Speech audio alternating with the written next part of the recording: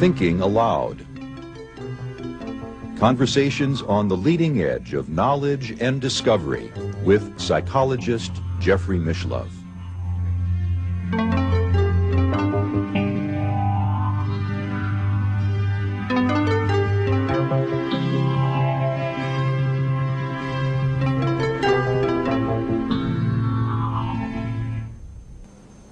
Hello and welcome. I'm Jeffrey Mishlove.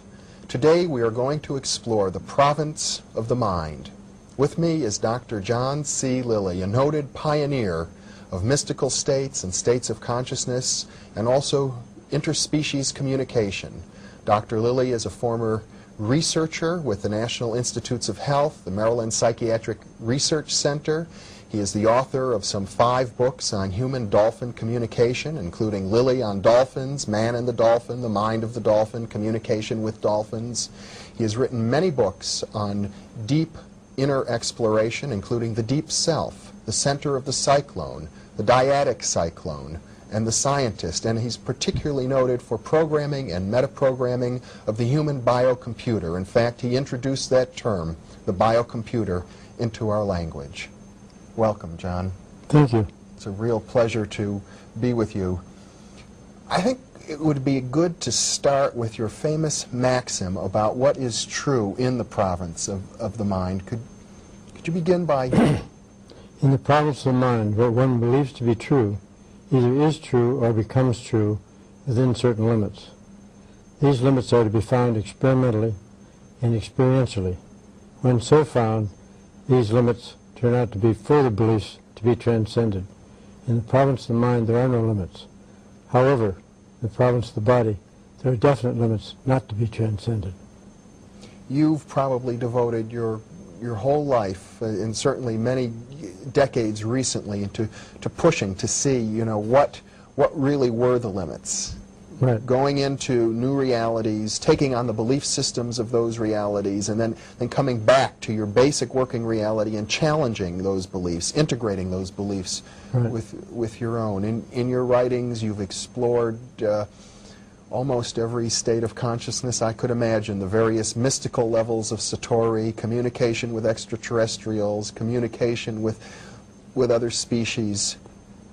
You've established probably a more significant mapping of inner space than almost any other modern person, and I think we all owe a great debt to you for that. But don't get stuck with those. I've abandoned all of them. It's impossible, because there are infinities within the mind. I think that's the beauty of your work, is that you keep moving further and further and further out. In the center of the cyclone, you described a state, in fact, you had a whole system, virtually a quantitative system for mapping states of consciousness, and you talked about one that I found most fascinating, which you call +3, mega Satori. And in that state, you describe going so far out of your body, and even out of the physical universe, to the point of being at the level of essence in which the physical universe is created. Right. That almost seemed to me, in reading that book, like an ultimate state of consciousness, but I know you wrote about it some 15 years ago. How does it look to you now? Well, there's one state beyond +3. That's +1. But you're not allowed to remember that.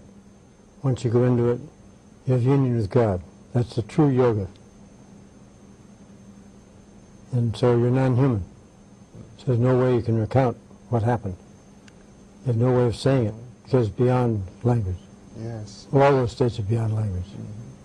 Language is a very poor instrument to express them. You've described in some of your other writings language as being a film, a thin film that separates us from reality, really. As much as we try to use language to describe what we mean, it really puts barriers up. Well, there's one use of language that's valid. That's the injunctive use, telling you how to do things. The descriptive one is very poor. And William James said it. The other realities are separated from this one by the thinnest of screens. And I found that this screen is language. So you have to abandon it when you're going to these other realities. In addition to +1 and +3, you've mapped out +6. That's a state of consciousness, as I recall, in which the mind can travel to any point in physical or non-physical space. But you maintain your individuality. That must be a basic mode of a psychic explorer. I gather from reading much of your work that you spent a great deal of time in +6. Right, and in +12. +12 is the blissful idiot. You're in your body, you're right here and now, but everything is happy. There's gold dust particles in the air, everything is good. You can feel energy moving in and out of the different psychic centers of the body. And as a bird calls, you hear it echoing through the galaxy. But that's not much use, unless you can get another bliss near you in the same space. But many of the mystical teachings warn against getting stuck in some of these realities. I haven't been in any of them since that time. Well, you also refer to in your mapping of states, I suppose, is +48, which is sort of a perfectly neutral state. Right. +24 is the professional state of any discipline that you're involved in, where you're lost in the discipline. 48 is where you're communicating with everybody else. And then there are the minus states, but I don't go into those. No, but at one point you wrote about the importance of going into the minus states and remaining perfectly aware, being conscious in those negative states, not trying to block out the negativity, and you described that, as I recall, as burning karma. Yes. And then there's in the center of the cyclone, there's a chapter called A Guided Tour of Hell, which was -6. And that was awful. So I never had to get back to that. And I was never frightened again. I was totally terrified in that one. I suppose it's what the Christian mystics sometimes refer to as the dark night of the soul. Well, it was the dark night of my soul. Perhaps this is a necessary part of everybody's journey, is to go through the epitome of terror. Right. And, for instance, there's an Iranian psychiatrist and an American psychiatrist that put 100 patients in a mental hospital in Iran through what they feared most, on ketamine. And they all left the hospital. Now, I tried the same thing.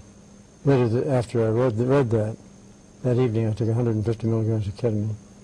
And suddenly, the Earth Coincidence Control Office removed my penis and handed it to me. And I screamed in terror. My wife, Tony, came running in from the bedroom, and she said, "It's still attached." So I shouted at the ceiling, "Who's in charge up there, a bunch of crazy kids?" The answer came back, "Well, you had an unconscious fear, so we put you through it," just the way the Iranian psychiatrist did. In the realm of the mind, in the province of the mind, we can face all of our fears. Well, you may not be able to, but you should. Try it. I often find in dreams, I mean, the things that would destroy the body in the realm of the mind don't. That's right. The survival programs, as I found out earlier during neurophysiology, are built into the brain. The rewarding systems, euphoric systems, and so on, and the sexual systems, and then the painful, punishing, anger, and so on systems are all built in. And then you realize that the cerebral cortex has many, many paths to these systems and from these systems. You don't have to go through these states. Yeah. Let's focus a little bit on some of the terms you defined a moment ago, or you mentioned ketamine. What is ketamine? Ketamine is the most commonly used anesthetic for very young children and old people. And in the literature, the emergent symptoms are described. Emergence meaning coming out of the anesthetic. And some doctors don't like those emergent symptoms, so they won't use it. But others know what they are, so they just hold the hand of the patient and help them come out. It was the most commonly used anesthetic in Vietnam. Some places won't use it at all. But they're frightened of it. Basically what a strong dose of ketamine will do is make you unaware of your body. Yes, it can. I don't like it anymore. But it creates a state where one can enter into inner realities free from the attachments of the body. Echo told me to stop using it and get back here and learn how to be human. Well, in your book, The Scientist, you describe going through a period of very intensive explorations with vitamin K. You described it at that point to the extent that people thought, and it's not clear to me whether you were or were not addicted to the substance. Well, when one's doing research on a substance, one takes it so frequently that outside observers can say you're addicted, but that's a very bad definition of addiction. I think in many ways, whether you were or weren't, one has to admire your willingness to always push the frontiers of our knowledge further, and it's clear that that was your motivation for the work that you did. Any good research is obsessive and compulsive. You also mentioned the term echo. What is echo? ECCO. In Italian, it means this is it. But it means to me the Earth Coincidence Control Office, which is one of God's field offices. And echo runs our lives, though we won't admit it. And if you're an echo agent, you can be very, very careful to use your best intelligence in echo service, and you realize there are no discoveries, there are only revelations. And that was a come down for the scientist, me as a scientist. Well, I've found in my own work on the media and in parapsychology that I'm very much guided by coincidences. Right. And I guess it's looking to coincidences as signs along the way that defines this relationship with what you've defined as echo. Right. The Earth Coincidence Control. It's coincidence control what they do. And they say we control the long-term coincidences, you control the short-term ones, and when you find out how we do the long-term ones, you no longer have to remain on Earth, you don't have to return there. It seems to me as if your concept of echo is a way of modeling perhaps a mechanism behind what Jung has defined as synchronicity. That's right. Jung defined synchronicity only in a good fashion in his introduction to I Ching. And he uses the term coincidences. Meaningful coincidence. Yeah. But of course, the coincidences are in your own construction, your own language construction of the events. So that's all a fake too. As I say at the beginning of my workshops, everything I say here is a lie. Bullshit, in other words. Because anything that you put in words is not experience, is not the experiment. It's a representation, a misrepresentation. And yet here we are misrepresenting to each other in order that we can learn from these lies. Right. Now, if you use language injunctively as a set of directions, then it's not as bad as it is otherwise. So, in other words, for example, when you talk about echo, when you talk about perhaps going into an inner reality using a sensory isolation tank, which is one of the other technologies in which you pioneered, or 1954 I invented it. Or using a number of different molecules which can be used for this purpose, or mystical disciplines. When one enters into these realities, each set of instructions carries with it usually a belief system. Right. And basically what you're saying is that all of these belief systems are wrong, but one needs to entertain or to hold the belief system in order to follow through the instructions. That's right. Our brains are so small that we have to do this. So the belief system itself becomes a tool that we work with, and then eventually we have to let go of. Right. And using these belief systems, you've been able to, in effect, map out the inner terrain of inner space in a manner which has as rich and varied flora and fauna and geography as one would find on any continent, perhaps richer. But if you take the same kinds of trips, you'll find a different flora and fauna. Different continents. Each time. Yeah. Right. So in the province of the mind, there are no limits. And yet, if one pushes that very, very far, I guess no limits almost means nothing. There's nothing there. Limits is what defines things. It's what creates form. Does it? I haven't thought of it that way. Uh-huh. Well, there are no limits that you put on it previously, and new limits may appear, which define it in an entirely new way, which is much larger. Mm-hmm. That's all that means. I almost have the sense, though, that if there are no limits in the province of the mind, that we humans and other beings, we create limits of our own to make it interesting, to make the game worth playing. Well, you can't live as a human without limits. Mm-hmm. And that's your body. Yeah. They're built into your brain, the pattern recognition systems in your brain, for instance. If one hallucinates, say on cocaine, one sees a bush over there as an old lady crying with a shawl over her head, and you walk over and it's a bush. Now if somebody else looks at, and they're under cocaine, looks at that same bush, they'll see the old lady with the crying. So this apparently is belief pattern recognition systems that are built into our brains, and are given at birth, probably. In other words, in certain altered states of consciousness, there is an ability, I suppose, to be telepathic, to cognize the thoughts directly of another person.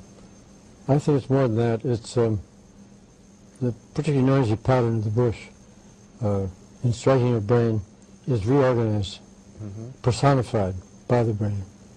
And all brains do the same thing, even if you're not in mental telepathic communication. So you have an alternate there. Do you know about alternity? Alternity, that's a wonderful word. No.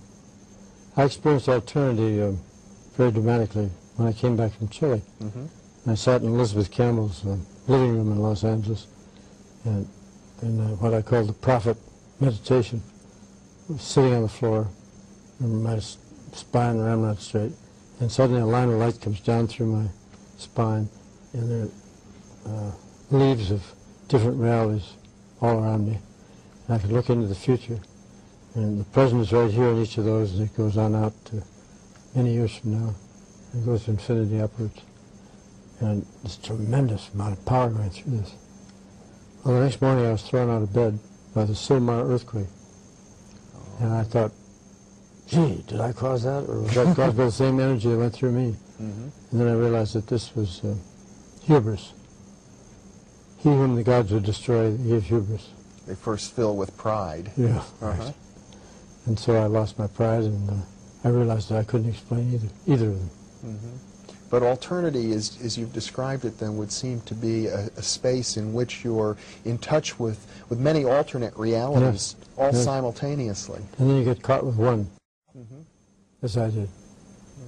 It seems very similar in a way to what physicists are describing when they talk about the multiple universe interpretation of quantum physics. That's right. And Francis Jeffers is writing my biography, and he describes alternity from the wave function of quantum mechanics, and when you collapse it, you've chosen one alternate in the future. You've referred several times now to the fact that in the province of the body there are limits, and you yourself have thrown yourself up against those limits on many occasions and have written about it. In your writing you seem to be warning people maybe not to do everything that you've done. That's right. They don't have to. See this hand?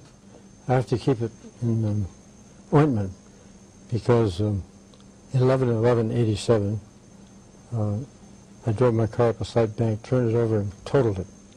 And this was the battery acid burned his hand.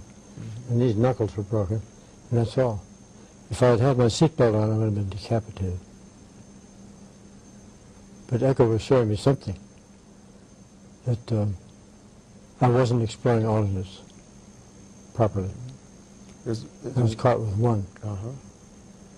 There's a wonderful section in your book, The Scientist, in which you describe a conversation amongst different beings in an altered state who are describing how carefully they work to create all the coincidences so that you could have an accident in which you nearly died and were resuscitated by your wife, Tony, who had just learned mouth-to-mouth resuscitation 3 days earlier. Right.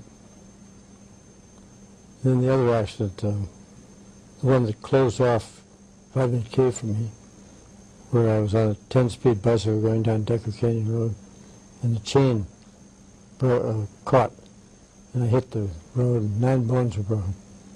But I didn't say to the scientist that I was on PCP at the time, 42 milligrams injected. And so I was out in the hospital for 5 days and 5 nights, and was taken by echo to planets that were being destroyed by supernova waves, by atomic warfare, and so on. It's incredible. And I'd try to come back here. I'd come back and Tony would be there, and I'd grab onto her and hold on for 6 solid hours. And then they'd take me back out. I hadn't finished the lessons. What do you think the lesson is? Well, the lesson in that case was look up the dose for PCP before you take any. It's 2 milligrams, not 42. And the other lessons, of course, were I came back and wanted to put on radiation suits, so on. That this planet is not very stable. It can be destroyed at any time. There's a sense in, you know, the way in which you live your life right out on the very edge of what would be called not just normalcy or the edge of what is conventionally safe to do, but the very edge of what is physically possible for a human being to do. Exploring the limits of the body. Yes. And that in so doing, well, of course, you've discovered that, like the Fool and the Tarot deck, you put yourself into this position of nascent wisdom in which you're bound to make mistakes. One can't explore the way you have without making mistakes, and yet those very mistakes seem to propel you even deeper. I have a saying, there are no mistakes, there are only correctable errors. There are no errors, there are only alternate programs. And that is, they didn't escape the guilt.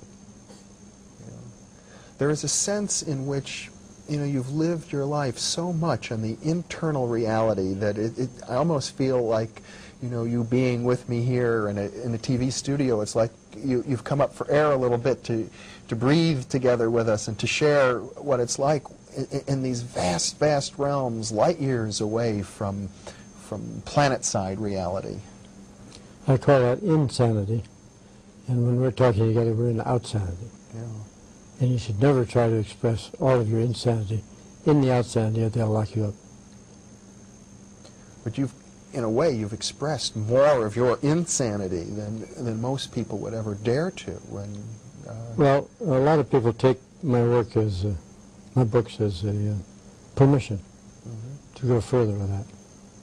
One would almost think that, you know, an entire generation, perhaps several generations of people now feel much freer to describe their own inner experiences because of people like you doing it at a time when it was much riskier. I'm always surprised at how many people have read my books and been influenced by them. Well, I can certainly say that that's the case for me. I think you'll like the new edition of The Scientist. It has all the things I left out of the first one, 75 new pages and 50 new photographs and so on. And I admit that it was ketamine, not vitamin K. But you're not using ketamine currently? No. I don't like it anymore. Are you still doing work in sensory isolation? Once in a while. But I never talk about what I'm doing currently. Remember the human biocomputer? Yes. I was doing that work with LSD in the tank in St. Thomas, and the National Institute of Mental Health, on which I had a fellowship, thought I was just working with dolphins. So when I sent them the human biocomputer as the report for 5 years of a fellowship, they wrote back, we didn't realize we were going to get a monograph from this work. I don't think they read it. And they cut off your funding shortly thereafter, didn't they? Yes, somebody told the people supporting the dolphin research that I had brain damage from LSD. Well, I took that, I got that rumor, and so I took it to the head of the mental health council who was supporting the work, and he was the head of the Neurological Institute in New York, and he got angry when he said that. So he spent 3 days examining me. I've never had such a thorough examination. He got angry and angry. He said, there's absolutely no evidence. He said, do you want any more research money? I said, no, I've quit that.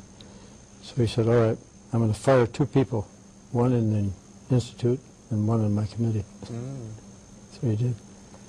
Well, I suppose for our culture, the really special thing about you is the fact that you really have a foot in both worlds, the scientific Right. camp and the mystical camp. And in a way, you seem dissatisfied with both of them. Neither camp seems to provide an adequate enough model That's right. of reality for you. My own beliefs are unbelievable. And you seem to be saying that it's up to each person to in effect, make the same bridge that you have and to create their own belief system so that in creating that belief, they can move into the state that that belief leads them to so that they can then discard it again. That's the Gnostic point of view. Mm-hmm.